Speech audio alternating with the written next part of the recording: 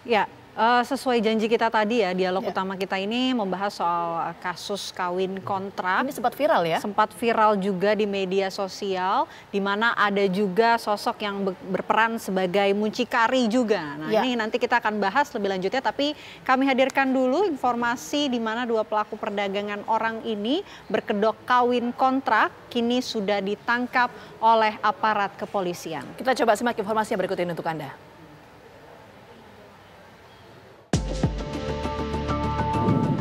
Korbannya untuk saat ini yang baru termonitor 6 orang.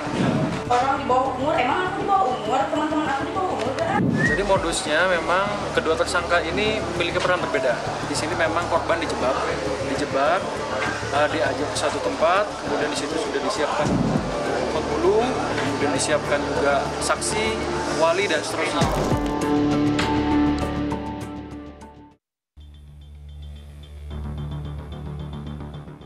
Inilah LR dan RN, dua ibu rumah tangga saat menjalani pemeriksaan di Unit Perlindungan Perempuan dan Anak Satreskrim Polres Cianjur. Keduanya merupakan pelaku perdagangan orang yang ditangkap usai polisi mendapatkan laporan dari para korbannya yang merasa tertipu yang dijanjikan pelaku mendapatkan pekerjaan dengan gaji besar, namun malah dijajakan ke pria Timur Tengah di kawasan Puncak Cipanas dengan modus kawin kontrak. Tersangka kaitan dengan kasus TPPO sudah dilakukan penahanan di Rutan Cianjur dan proses penyidikannya tetap berjalan. Insya Allah nanti minggu depan berkasnya akan kita kirimkan ke kejaksaan. Korbannya untuk saat ini yang baru termonitor 6 orang. Ya, kurang lebih kawin kontrak karena di sini memang korban dijebak, diajak ke satu tempat, kemudian di situ sudah disiapkan penghulu, kemudian disiapkan juga saksi, wali dan seterusnya. Tapi itu yang nyiapkan dari kedua tersangka ini, sehingga korban tidak berdaya ya mau nggak mau mengikutinya. Kemudian setelah mengikutinya ternyata dikekang oleh orang yang istilahnya membeli dia nih. Selama menjalankan bisnis haramnya ini, para pelaku sudah berhasil menjajakan 6 wanita dengan modus kawin kontrak. Kini keduanya dijerat dengan pasal perdagangan orang dengan ancaman hukuman 5 tahun penjara. Dari Cianjur, Jawa Barat, Heron Syah, TV One mengabarkan. Ya, dan untuk membahas mengenai kasus perdagangan orang berkedok kawin kontrak, sudah bersama kami pemirsa Kasat Reskrim Polres Cianjur, AKP Tono Listianto. Selamat siang, Pak Kasat. Selamat sore. Oke, Pak Kasat, mungkin pertama-tama kami ingin tahu modusnya ini seperti apa, Pak. Kabarnya juga ada yang mucikari, dan korban-korban ini ditawarinya bagaimana sehingga pada akhirnya terjerat dan juga menjadi korban? Ya, baik. Dapat kami sampaikan bahwa memang modusnya kedua tersangka ini mencari wanita yang masih muda, ada juga yang bahkan di bawah umur, kemudian diajak ke rumah salah satu tersangka ini, kemudian diberikan fasilitas di rumah tersebut. Setelah diberikan fasilitas, kemudian diajak. Nanti ada seseorang yang istilahnya mempunyai finansial yang cukup, nanti saya kenalkan biar hidup kamu lebih baik, seperti itu. Kemudian ternyata setelah ditemukan di situ sudah disiapkan orang yang akan menikahinya, kemudian penghulu, saksi dan seterusnya. Ini digunakan untuk kawin kontrak, sehingga mau tidak mau korban sudah di situ, mau tidak mau mengiyakan apa yang menjadi keinginan daripada si kedua tersangka ini. Ya, setelah menuruti apa yang diinginkan oleh pelaku, apa yang terjadi terhadap korban, Pak, waktu itu? Ya, yang terjadi yang jelas si korban mengikuti apa yang disampaikan oleh pelaku. Dalam hal ini, situ ada lelaki, kemudian lelakinya membawa korban ini ke rumahnya atau ke satu tempat yang diinginkan oleh lelaki ini. Dan lelaki ini juga memaksa bahwa yang bersangkutan atau korban harus mengikutinya selama kurun waktu yang diinginkan oleh lelaki ini. Sehingga dari sinilah sebenarnya perempuan ini waktu itu lari dan berusaha melapor ke kepolisian. Oke. Mengenai lelaki ini, Pak, apakah lelaki ini juga memang kawin kontrak seperti yang sudah dijanjikan bersama dengan mucikari ini, atau sebetulnya memang ada modus lain yang diinginkan? Yang jelas antara lelaki dengan tersangka yang sudah kita tahan sekarang ini sudah ada perjanjian terlebih dahulu. Perjanjian tidak secara tulis, hanya nanti dengan nominal sekian, ini ada perempuan ini, kemudian sudah kita siapkan penghulu, saksi, dan seterusnya. Nanti silakan dibawa sesuai dengan keinginan lelaki ini, kapan mau dikembalikan silakan dikembalikan. Hanya seperti itu aja. Oke. Ya. Berapa keuntungan yang didapatkan oleh pelaku, Pak, dari kasus ini? Kalau tarif yang ditarif oleh pelaku ini kisaran 30 sampai 100 juta. Tapi dari 30 sampai 100 juta ini dibagi dua, Mbak.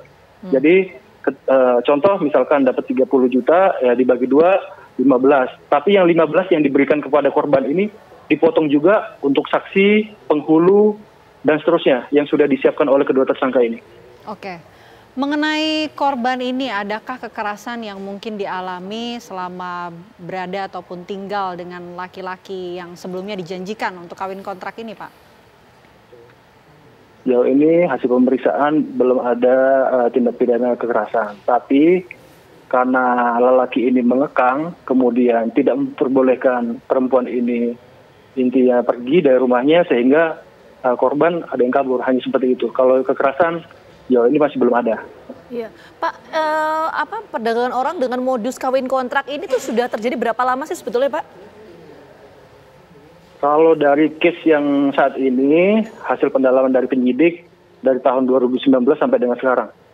Oke, itu artinya yang berperan sebagai mucikari ini profil pelakunya seperti apa, dan modus yang digunakan oleh mucikari untuk kemudian mendapatkan lelaki dalam tanda kutip yang akan dijadikan sebagai kawin kontrak ini, klien itu seperti apa, Pak? Karena begini, Mbak, jadi kedua orang ini adalah orang-orang lama yang dimana memiliki jaringan. Ini ada orang-orang yang sebelumnya memang sudah kenal dengan pelanggan sebelumnya. Kemudian pelanggan sebelumnya mengenalkan dengan pelanggan yang lama ini. Jadi berantai seperti itu. Sehingga hubungannya terus. Karena aman, akhirnya ini langsung komunikasi by WA, kemudian dikirim foto, kemudian transaksilah di lokasi kejadian seperti itu. Oke. Ini kan sudah terjadi sejak tahun 2019 ya tadi dikatakan. Apakah ada perkiraan yang sudah dikantongi oleh pihak kepolisian? Ada berapa kemudian korban selain korban-korban yang sudah melapor saat ini yang menjadi korban dengan modus kawin kontrak ini, Pak Kasat? Saat ini yang baru teridentifikasi 6 korban, tapi tidak menutup kemungkinan ada korban-korban lainnya. Masih kami dalam. Ya, 6 korban sampai saat ini ya, Pak ya. Pak Kasat, sebentar, tadi ada hal yang belum tergali. Kalau Pak Kasat menyampaikan bahwa kasus ini atau konstruksi kasus ini kan berkaitan dengan jaringan yang sudah lama ya. Artinya, apakah terbuka peluang akan ada tersangka baru dalam kasus ini? Ya, tentunya penyidik masih melakukan pendalaman. Nanti pihak-pihak terkait dalam perkara ini tentunya akan kita panggil. Kemudian sejauh mana perannya, nanti belum bisa kita simpulkan di situ. Oke. Baik, terima kasih Pak Kasat Reskrim Polres Cianjur, AKP Tono Listianto. Kami tunggu perkembangan terbarunya. Nanti juga kita akan bahas ya mengenai kasus perdagangan orang berkedok kawin kontrak ini. Sebetulnya kawin kontrak sendiri dalam pandangan Islam itu seperti apa, Vita dan juga pemirsa. Nanti kita akan bahas bersama dengan Ketua Bidang Dakwah dan Ukhuwah MUI, Kiai Haji Holil Nafis, sesaat lagi. Siapkan juga saksi, wali, dan seterusnya.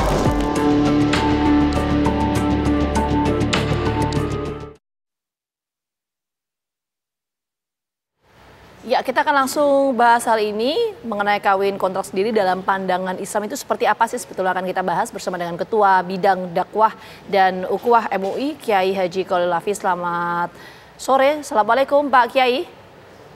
Selamat sore, Waalaikumsalam warahmatullahi wabarakatuh. Iya, Pak Kiai, langsung saja, ini dari perspektif MUI berkaitan dengan kasus perdagangan orang berkedok kawin kontrak ini seperti apa dan bagaimana sikap MUI soal ini? Ya, sebenarnya kalau dari Majelis Ulama Indonesia pernah mengeluarkan 2 fatwa berkenaan dengan kawin kontrak ataupun kawin berjangka ini. Ada yang namanya kawin wisata, ada juga yang sifatnya kawin kontrak ya, atau kawin di bawah tangan.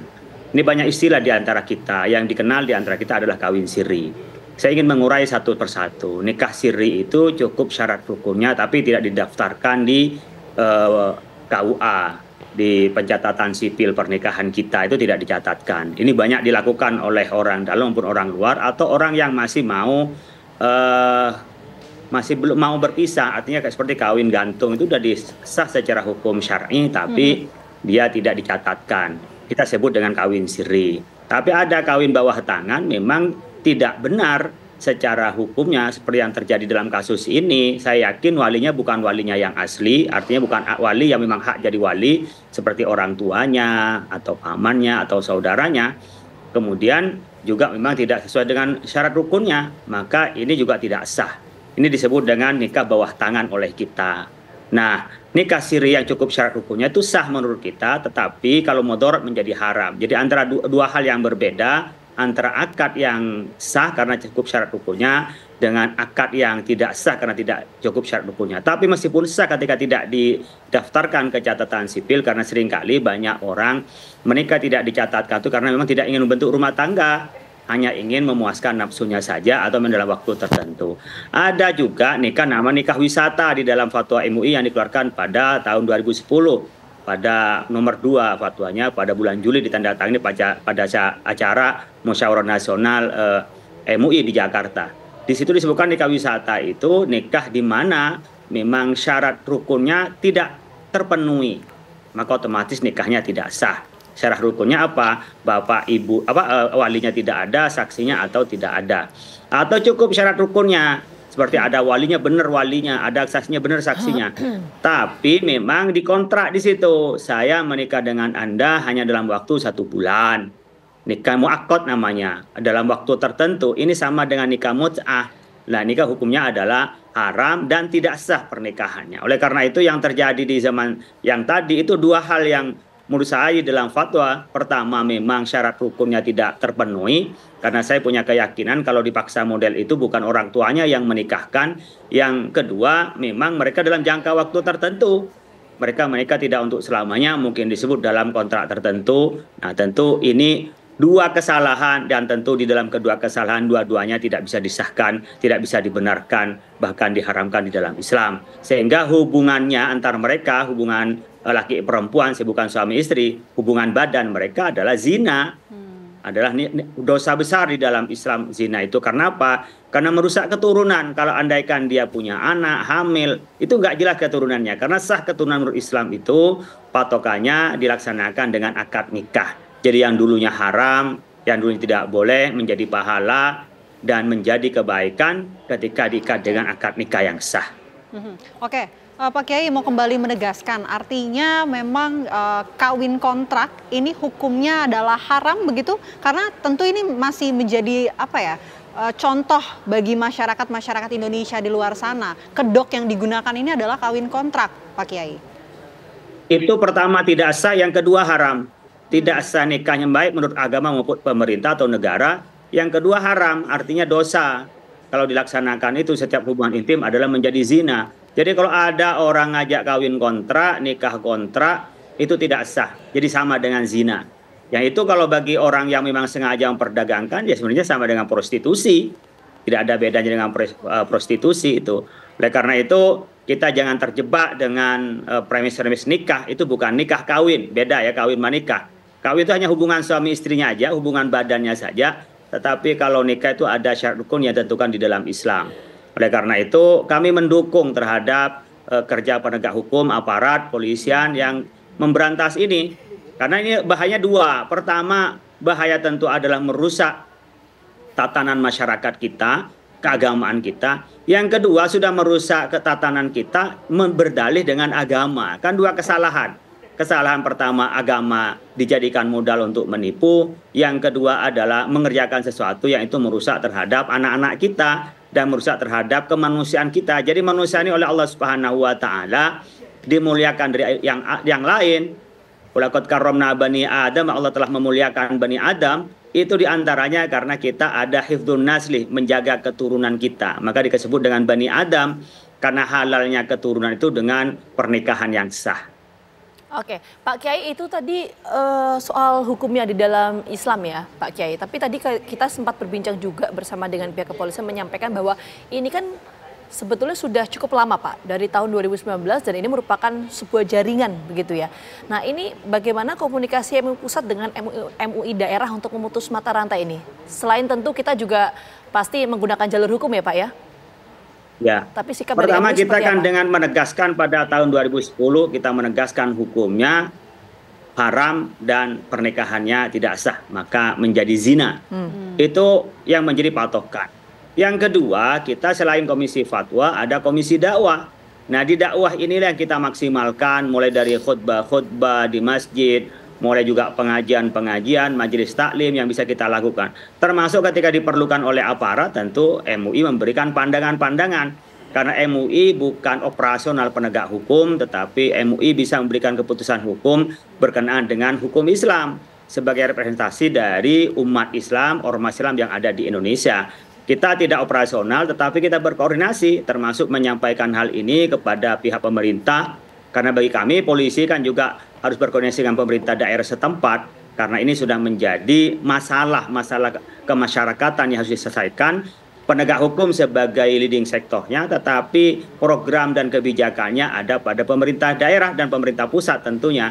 Oleh karena itu kita MUI dari atas sampai bawah kita lakukan, dan kita berkoordinasi dengan DMI, Dewan Masjid Indonesia. Kami sekarang lebih mudah berkoordinasi bisa dari pusat sampai daerah dengan menggunakan fasilitas media seperti ini, atau memang kita menggunakan fasilitas yang sekarang kita kenal dengan Zoom atau Google dan seterusnya, yang kita bisa melakukan koordinasi dengan teman-teman kita, para kiai yang ada di leading sektor lapangan, baik yang ada di pengurus MUI maupun kader-kader ulama yang dibina oleh MUI, karena kami mempunyai pendidikan kader ulama tingkatan mulai yang tingkat PDU, pendidikan dasar ulama, sampai pendidikan kader ulama yang kita terjunkan ke beberapa daerah.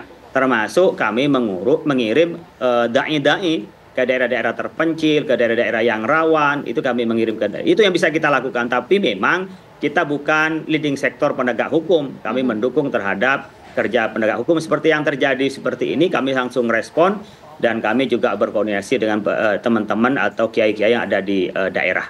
Oke, mungkin ini juga walaupun memang MUI ini bukan menjadi lembaga operasional begitu seperti yang tadi dikatakan oleh Kiai, tapi pandangannya ini juga mungkin bisa menjadi rekomendasi dan juga rujukan bagi masyarakat di luar sana, karena banyak juga yang nampaknya ini salah kaprah dengan definisi kawin kontrak, Pak Kiai, yang tadi sudah ditegaskan juga bahwa hukumnya ini adalah haram begitu.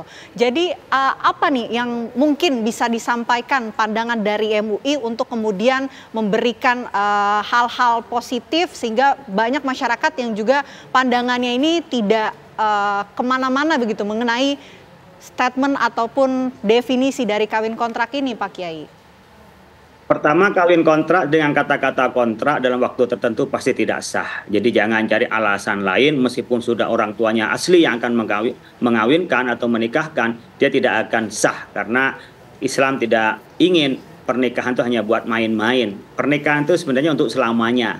Makanya Allah mengatakan melalui hadis Nabi, Abwadul halal indallahi at-talaq. Melalui hadis Nabi, yang karena itu hadis Nabi juga wahyu dari Allah, sesuatu yang paling dibenci dalam Islam adalah perceraian. Memang mungkin barangkali ada orang yang punya anak gadis, pengen segera menikah, ya, orang punya problem masing-masing. Begitu juga gadisnya, apalagi nanti mendapatkan orang dari Timur Tengah, dari Afrika, dari orang-orang kaya, orang kota, dan seterusnya. Mungkin juga dari Eropa, dan seterusnya. Wah, ini seakan-akan ada janji untuk kehidupan yang lebih baik dengan pernikahannya.